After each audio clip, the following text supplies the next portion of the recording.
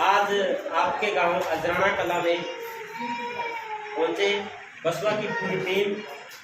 मेरे साथ में छोटे भाई गुरुदेव बड़सिगरी जी, जो कि हमारे संगठन के प्रदेश के प्रभारी हैं, अमन फतेहपुर जी, जो हमारे संगठन के प्रदेश अध्यक्ष है। मेरे साथ में पहुंचे अमन जांगड़ा जी, जो बुद्धिजीवी प्रकोष्ठ कैथल के अध्यक्ष हैं। प्रदीप पठानिया जी, जो अध्यक्ष हैं कैथल क्षेत्र के बुद्धिजीवी प्रकोष्ठ के। महेंद्र रंगा जी, जो कि जोन के अध्यक्ष हैं बुद्धिजीवी प्रकोष्ठ के। भाई गौरव धानिया जी, जो कि जिला के महासचिव है आपके कुरुक्षेत्र के।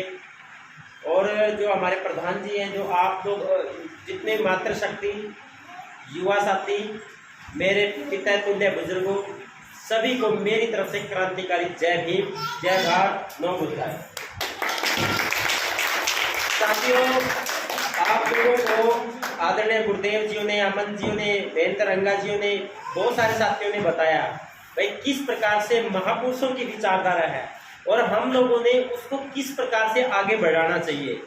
उसी में थोड़े से मैं भी अपने विचार रखना चाह रहा हूँ कि जो हम लोगों को मिला है, जितना भी अभी गुरुदेव जी बता रहे थे, अमन जी बता रहे थे, भाई हम जो पैंट शर्ट जो पहने हुए हैं, जो कुर्सियों पे बैठे हैं, जो चेयरों पे बैठे हैं, जो हम मंचों से बोलते हैं, जो इतने बड़े बड़े आधुनिक जो चीज़ें हमारे पास है, चाहे वो टीवी, फ्रिज, कुछ भी हो, हमारा कुछ नहीं है, सारा कुछ बाबा साहब डॉक्टर अम्बेडकर की 4 संतानों की कुर्बानी से मिला है।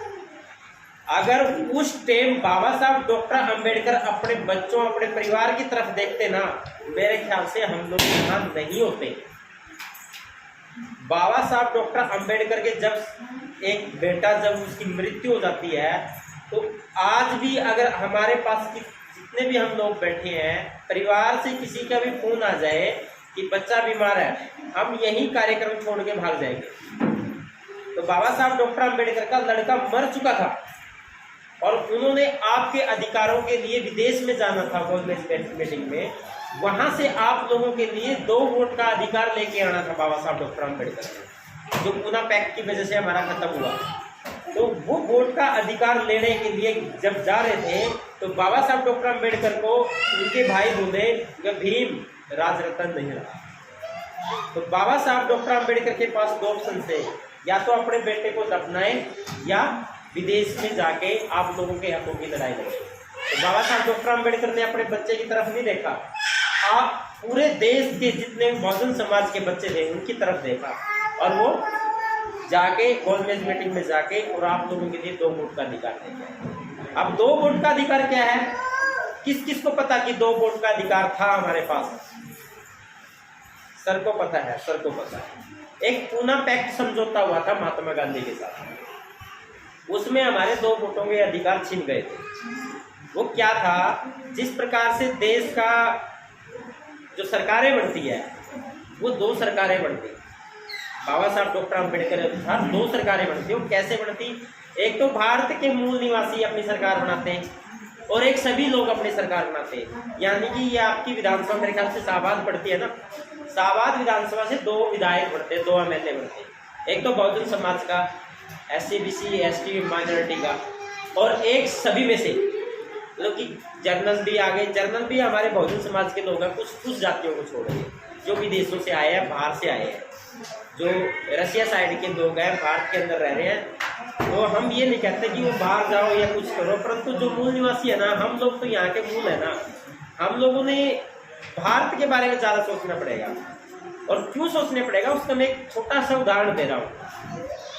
1947 से पहले कोई रिजर्वेशन को नहीं थी, क्योंकि ना सरकारें थी, दूसरों के अधीन थे हम।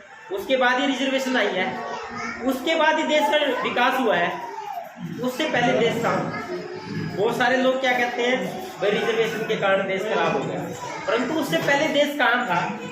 तो साथियों, अगर वोट का 2 वोटों का अधिकार हमारे पास होता ना, हम दोबारा से भारत को सोना की चिड़िया बना देते।